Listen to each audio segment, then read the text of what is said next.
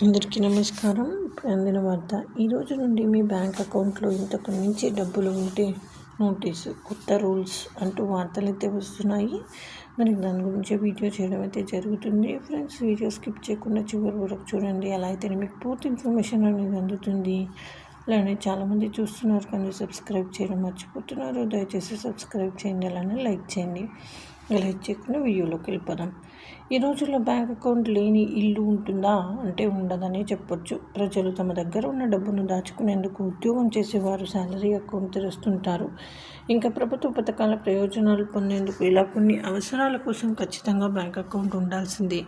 ఇందుకోసం అవసరం ఉన్న ప్రతి ఒక్కరూ బ్యాంక్ అకౌంట్ తెరుస్తుంటారు. ఇలా బ్యాంక్ సేవింగ్స్ ఖాతాలో మీ డబ్బుల్ని సురక్షితంగా నిల్వ చేసుకోవడమే కాకుండా దీనిపై వడ్డీ కూడా పొందొచ్చు. ఇంకా అన్ని విధాలుగా డిజిటల్ ట్రాన్సాక్షన్స్ కూడా బ్యాంక్ అకౌంట్ ఉంటేనే అవుతున్నాయి. ఈ క్రమంలోని బ్యాంక్ పొదుపు ఖాతాల్లో ఎంత డబ్బు నిల్వ చేసుకోవచ్చు, అయితే లిమిట్ ఏదైనా ఉందా, లిమిట్ దాటితే ఏమవుతుంది అనేది ఇప్పుడు మనం తెలుసుకుందాం ఈ వీడియోలో. చాలామంది కస్టమర్లు సేవింగ్స్ ఖాతా ద్వారానే ట్రాన్సాక్షన్లు చేస్తున్నారు. వారికి పొదుపు ఖాతాలో ఎంత డబ్బు జమ చేయొచ్చు అనే విషయంపై అనుమానాలు ఉంటాయి. అయితే సేవింగ్స్ ఖాతాలో ఎంత డబ్బులైనా జమ చేసుకోవచ్చు. దానికి ఎలాంటి లిమిట్ లేదు. అయితే ఆదాయపు పన్ను శాఖ ఒక ఆర్థిక సంవత్సరంలో పొదుపు ఖాతాలో జమ చేయగల డబ్బులపై 10 లక్షల పరిమితి విధించింది. మరి ఆ 10 లక్షలు దాటితే ఏమవుతుందో చూద్దాం. దీంతో 10 లక్షలకు మించి డబ్బుల్ని జమ చేస్తే మీరు ఆదాయపు పన్ను పరిధిలోకి వస్తారు.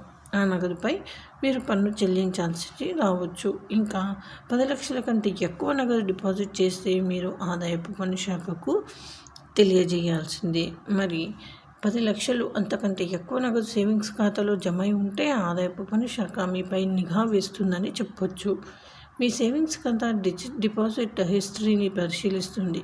ఇంకా బ్యాంకులు ఒక ఆర్థిక సంవత్సరంలో 10 లక్షల కంటే డిపాజిట్స్ దాటిన సేవింగ్స్ అకౌంట్లను ఐటీ శాఖకు తెలియజేస్తాయి.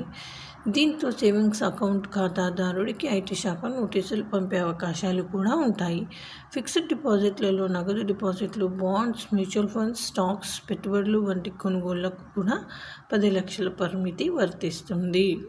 సో ఇది ఫ్రెండ్స్, ఈ విధంగా వార్తలు అయితే వస్తున్నాయి. మరి థ్యాంక్స్ ఫర్ వాచింగ్.